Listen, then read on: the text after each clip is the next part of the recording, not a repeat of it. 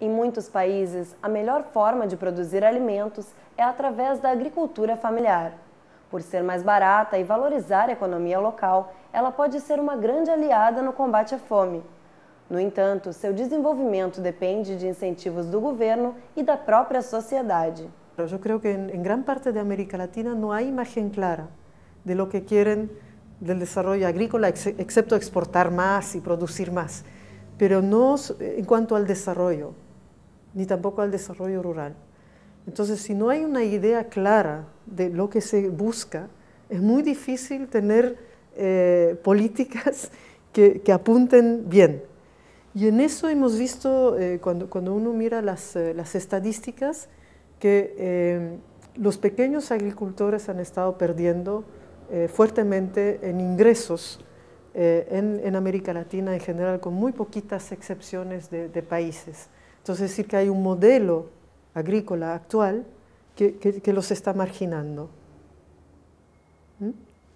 Porque no entran, los supermercados no les compran, las grandes empresas no les compran, los consumidores están yendo más y más hacia productos más elaborados que generalmente no provienen de la agricultura familiar, y entonces hay un proceso de exclusión de a poquito.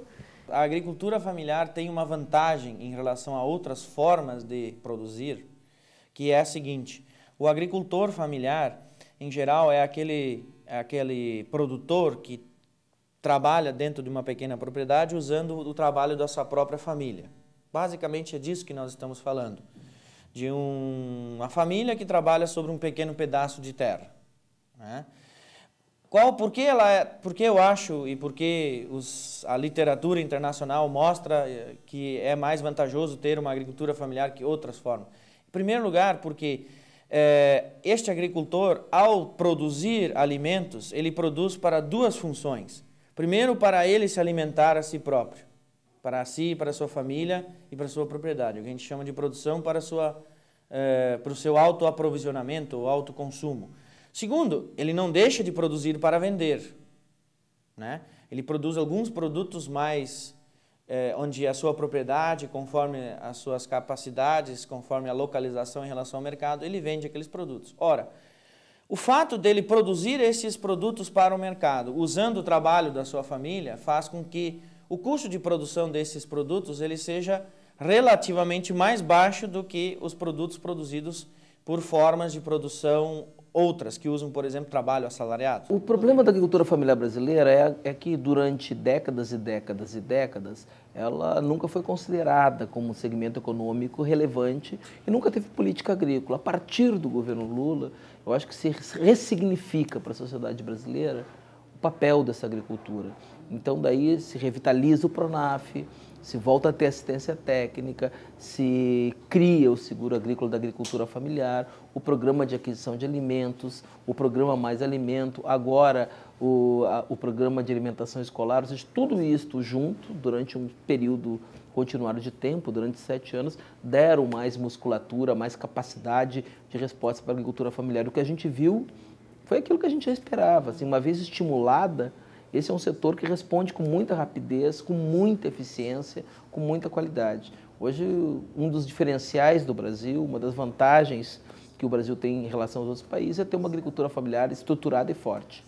Veja bem que na agricultura familiar são 12 bilhões de reais que vão para a agricultura familiar, que hoje constitui 80% das unidades produtivas, e são 120 bilhões que vão para a agricultura empresarial capitalista, que tem menos de 20% da propriedade. Em tese, a agricultura familiar tem uma vantagem em relação às outras formas de produção.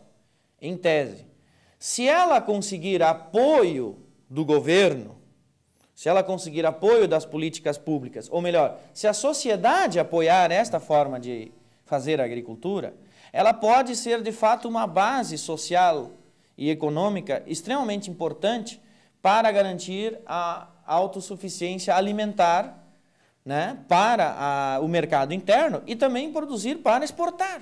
Não há nenhuma contradição entre ter uma agricultura familiar que pode abastecer os mercados mundiais, né? Os chineses fazem isso sem ter grandes propriedades. Asia is extremely interesting because up to now both India and China which have massive populations and relatively small-scale farming, not tiny, but relatively, they have fed themselves, more or less. They have been self-sufficient in food production.